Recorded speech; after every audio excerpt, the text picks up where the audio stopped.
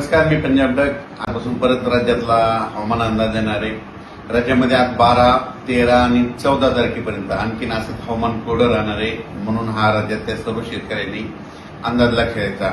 पण राज्यामध्ये 15 तारखेच्या नंतर म्हणजे 15 जुलैपासून 15 जुलै 16 जुलैच्या दरम्यान मुंबईला पाऊस सुरू होणार आहे, नाशिकला पाऊस सुरू होणार आहे, पुण्याकडे पाऊस सुरू होणार आहे, कोकणात देखील पाऊस सुरू होणार आहे. म्हणून हा अंदाज मुंबई, पुणे, नाशिक त्या जनतेनं शेतकऱ्यांनी घ्यायचा.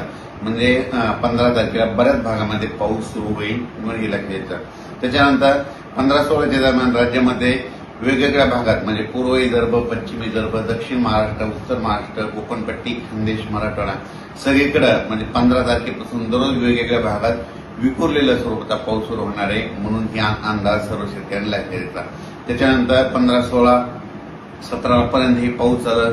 पुन्हा त्याच्यानंतर हे पाऊस काय होणार आहे, 20 तारखेच्या नंतर परत आणखीन वाढणार आहे.